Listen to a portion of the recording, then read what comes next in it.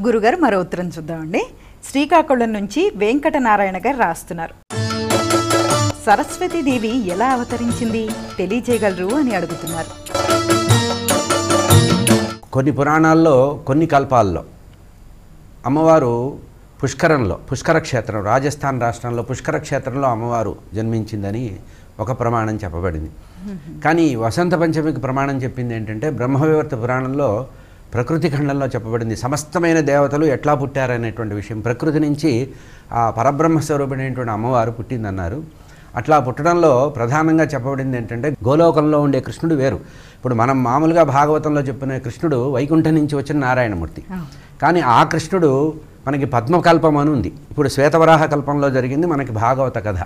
కానీ పద్మకల్పంలో చెప్పబడేటువంటి కథ ఏంటంటే విశేషంగా ఒకానొక సందర్భంలో కృష్ణ పరమాత్మ కూర్చొని ఉన్నట్ట. కృష్ణ పరమాత్మ కూర్చొని ఉంటే ఆయన కుడివైపు నుంచి ధర్మదేవత పుట్టిందిట. ఆ తర్వాత పరమాత్మ శుద్ధమైనటువంటి మనస్సుతో సత్వగుణ ప్రధానంగా సత్వగుణంతో ఆనందంగా ఉన్నట్ట. అప్పుడు ఆ కృష్ణ పరమాత్మ గోలోకవాసి అయినటువంటి కృష్ణ పరమాత్మ నోటి నుంచి అమ్మవారు పుట్టిందిట. అంటే గోలోకమైన కృష్ణ పరమాత్మ నోటి నుంచి మాఘశుద్ధ పంచమి రోజున సరస్వతీదేవి జన్మించింది. కనుక ఆమె యొక్క పుట్టుకకి గోలోకవాసి అయిన కృష్ణ పరమాత్మే ప్రధానంగా చెప్పబడింది. ఇక్కడే వరుస చెప్పారు. మొత్తం దేవతలందరూ పుట్టినటువంటి పద్ధతిలో ప్రధానమైనటువంటి శక్తి స్వరూపణులు పుట్టినటువంటి సందర్భాన్ని చెబుతూ ఈ మాట చెప్పారు. బ్రహ్మవివర్త పురాణంలో ప్రథమాధ్యాయంలో మనకు కనబడుతుంది. ఇది ప్రత్యేకంగా చెప్పబడింది ఏంటంటే మొట్టమొదటగా ధర్మదేవత జన్మించింది. ఆ తర్వాత వాక్కుకి అధీశ్వరైనటువంటి అమ్మవారు కృష్ణ పరమాత్మ యొక్క గోలోకవాసి అయిన కృష్ణ పరమాత్మ నుంచి విరజానది ఒడ్డున కూర్చుంటే పుట్టిందిట అమ్మవారు. విరజానది ఒడ్డున స్వామి కూర్చొని ఉంటే ఆయన ముఖములో నుంచి నోటి నుంచి వచ్చిందిట అమ్మవారు. ఆ సరస్వతీదేవి వచ్చిందని, ఆ తర్వాతే లక్ష్మీదేవి పుట్టిందని, ఆ తర్వాతే మనకి పార్వతీదేవి జన్మించిందని, ఇట్లా 7 రూపాలలో అమ్మవారు శక్తి స్వరూపిణిగా అమ్మవారు కనపడిందన్నారు. ఆ అమ్మవారులలో భేదం లేదన్నారు. మనం ఏదో సరస్వతీదేవిని విడిగా పూజిస్తున్నాం, కానీ ఐం హ్రీం శ్రీం 3 ఒకటే. మహాసరస్వతి, మహాలక్ష్మి, మహాకాళి ముగ్గురు కూడా ఒకే ఒక స్వరూపం. ఇంకా ఇంతే కాకుండా తులసిదేవిగా, సావిత్రీదేవిగా, గాయత్రీదేవిగా, ఆ తర్వాత మనకి రాధాదేవిగా అన్ని రూపాలు కూడా అమ్మవారిదే. గంగాదేవి కూడా, వీళ్ళందరూ కూడా ఏకరూపులోని చెప్పారు. బ్రహ్మవివర్త పురాణంలో స్పష్టంగా చెబుతూ వీళ్ళందరి క్రమంలో పుడుతూ వీళ్ళ యొక్క పుట్టుకని చెబుతూ మొట్టమొదటి సరస్వతీదేవి పుట్టిందన్నారు. ఆమె వాక్కులో నుంచి వచ్చింది, స్వామి కృష్ణ పరమాత్మ యొక్క వాక్కులో నుంచి వచ్చింది. కనుక ఆమె ఎట్లా ఉంది అంటే దానికి వర్ణన కూడా చేశారు. శ్వేతస్వరూపిణిగా ఉందన్నారు. తెల్లటిగా ఉంది, తెల్లగా ఉందిట అమ్మవారు. ఆ శ్వేతస్వరూపిణిగా హంసవాహినిగా అమ్మవారు తర్వాత వచ్చిందని, ఆ హంసవాహనాన్ని కూడా పరమేశ్వరుడే అనుగ్రహించాడని. ఎవరు పరమేశ్వరుడు అంటే రాసేశ్వరుడు అన్నారు. కృష్ణ పరమాత్మ గోలోకంలో ఉండే కృష్ణ పరమాత్మ నుంచి ముఖము నుంచి అమ్మవారు ఈ మాఘశుద్ధ పంచమి రోజున పుట్టింది. కనుక ఇది సరస్వతి జయంతి, సరస్వతీదేవి యొక్క పుట్టినరోజుగా మనం చెప్పబడుతుంది. సరస్వతి నది ఉంటుంది కదా, దాని పుట్టుక ఏమిటి? సరస్వతి అమ్మవారేనా నది కూడా?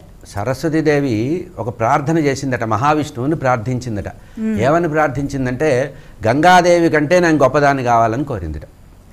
అంటే లోకంలో అందరూ గంగాదేవిని చాలా పవిత్రంగా భావన చేస్తారు కదా.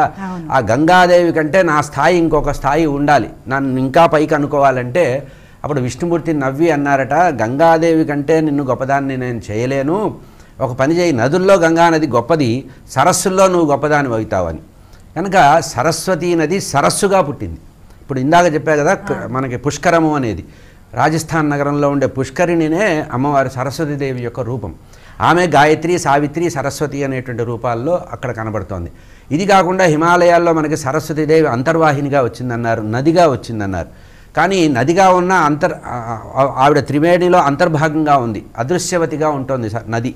కానీ ఆమెని నదిగా కంటే, సరస్వతి నదిగా కంటే సరస్సుగా చెప్పబడింది. సరస్సే సరస్వతి, సరస్సు ఆమె జ్ఞానరూపకంగా సరస్సుగా మారింది. కనుక అంతర్వాహినిగా నదిగా మారితే అలిగిందట, విష్ణుమూర్తి నన్ను పవిత్రమైన నదిగా చేయలేదు, గంగా నది అంత పవిత్రంగా నన్ను మార్చలేదని ఆ బాధపడితే అప్పుడు ఒక పని చేయి, నదుల్లో ఆమెకి ఉండే కీర్తిని ఆమెకే ఇచ్చేస్తున్నాను, నువ్వు సరస్సుగా ఉంటావు అన్నారు. కనుక ఆ సరస్సే మనకి పుష్కర సరస్సుగా కనబడింది. అదే పుష్కర సరస్సు మనకి తిరుమల వెంకటేశ్వర స్వామి ఉన్నటువంటి దేవాలయం పక్కన పుష్కరిణి అని ఉంది కదా, ఆ స్వామి పుష్కరిణి కూడా సరస్వతీదేవి యొక్క ప్రతిరూపమే. కనుక అమ్మవారు సరస్సు రూపంలో ఉంటుంది. నదిగా అంతర్వాహినిగా ఉంటే సరస్సుగా అమ్మవారు సరస్వతీదేవి యొక్క ప్రతిరూపమే సరస్సు.